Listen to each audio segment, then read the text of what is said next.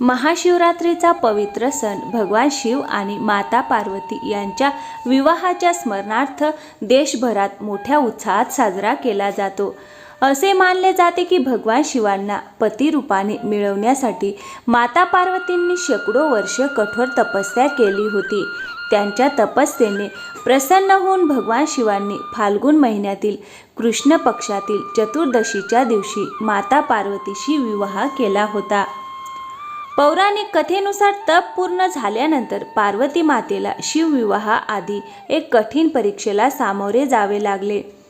पार्वतीचे कठोर तप पाहून देवांनी शिवजींना विनंती केली की त्यांच्या मनोकामना पूर्ण कराव्यात। तेव्हा शिवजींनी सप्तऋषींना पार्वतीची परीक्षा घेण्यासाठी पाठवले। या परीक्षेदरम्यान सप्तऋषींनी शिवजींचे अनेक अवगुण सांगून पार्वतींना त्यांच्याशी विवाह करू नये असे सुचवले, परंतु पार्वती मात्र शिवांवरील आपल्या अविचल प्रेमातून डळमळल्या नाहीत। हे पाहून स्वयं भगवान शिवांनीच पार्वतीची परीक्षा घेण्याचा निर्णय घेतला। तपश्चर्येने प्रसन्न होऊन महादेव त्यांच्यासमोर प्रकट झाले, त्यांना वरदान दिले आणि अदृश्य झाले। थोडे क्षण गेले तोच नदी काठावरून एका बालकाचा वाचवा वाचवा अशा आर्त हाका ऐकू आल्या। अरे, हा तर कोणत्या तरी लहान बालकाचा आवाज आहे। कोण असेल बरं? चला जाऊन पाहूया। पार्वती नदी काठी पोहोचली तेव्हा एक मगरमच्छ त्या बालकाचा जीव घेणार होती। तेवढ्यात तो बालक पार्वतीला बघून म्हणाला, ए माई, मला वाचव। या जगात ना माझे वडील आहेत ना आई आहे। हे मगरमच्छ, कृपया त्या बालकाला सोडून दे। माझा नियम असा आहे की मला तिन्ही प्रहरी जो मिळेल त्याला मी आहार बनवतो। जर तू तुझ्या तपस्येचं पुण्यफळ मला देशील तर मी या बालकाला सोडून देईन। पार्वतीने ते मान्य केले। त्यांनी आपल्या तपाचे पूर्ण पुण्यफळ त्या मगराला दान केले आणि त्या बालकाचे प्राण वाचवले। त्यानंतर त्या पुन्हा शिवांना प्रसन्न करण्यासाठी तप करू लागल्या। भगवान शिव पुन्हा प्रकट झाले। देवी, मी तर तुला मनोवंचित वर देऊन गेलो होतो, तरी पुन्हा तप का करते आहेस? प्रभू, नदीत एक मगर एका बालकाचे प्राण घेत होती। त्या बालकाला वाचवण्यासाठी मी माझ्या तपाचे फळ तिला दिले।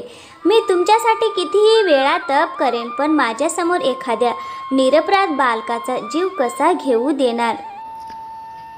देवी पार्वती, तू माझ्या परीक्षेत यशस्वी झालीस। तो बालक आणि ती मगर दोघेही माझीच माया होते। मी पाहत होते की तुझे हृदय सर्व प्राणी मात्रात आपले सुख दुःख अनुभवते का? अनेक रूपात दिसणारा मीच एक सत्य आहे। तू खरी करुणामयी आहेस। हे ऐकून पार्वती हसल्या आणि दोघांच्या विवाहाची तयारी सुरू झाली। लग्न निश्चित झाल्यानंतर तयारीला जोर आला। शिवजींनी आपल्या भूत प्रेत गण आणि योनी मुनींनाच बरोबर घेऊन बारात निघायचा निर्णय घेतला। तपस्वी असल्यामुळे त्यांना विवाहासाठी कसे सजावे हे माहीत नव्हते। शिवगणांनी त्यांना भस्म लावले, शरीरावर हाडांची माळ घातली आणि विचित्र स्वरूपात सजवले। जेव्हा ही अद्भुत बारात पार्वतीच्या द्वाराशी पोहोचली तेव्हा सर्व देवता थक्क झाले। महालातील स्त्रिया घाबरून पळून गेल्या। पार्वतीची माता राणी मैना देवी शिवांना त्या रूपात पाहून विवाहास तयार नव्हत्या। परिस्थिती फार गंभीर झाली तेव्हा पार्वतींनी शिवांना विनंती केली की ते त्यांच्या कुल परंपरेनुसार दुल्हाप्रमाणे सजून यावेत। शिवांनी ती विनंती मान्य केली। देवींनी शिवांना पवित्र जलाने स्नान घातले, रेशमी वस्त्रे व पुष्पांनी सजवले। देवतांनी मिळून शिवांना सुंदर दुल्हेच्या रूपात सजवले। त्यांचे रूप पाहून सर्व बारातीही विस्मयचकित झाले। या दिव्य रूपात शिवजी समोर येताच राणी मैनावती आणि राजा हिमवान यांनी त्यांचे मनापासून स्वागत केले। ब्रह्मदेवांच्या उपस्थित शिव पार्वतीचा दिव्य विवाह सोहळा सुरू झाला। अशा प्रकारे शिव आणि पार्वतीचा विवाह मोठ्या थाटामाटात पार पडला।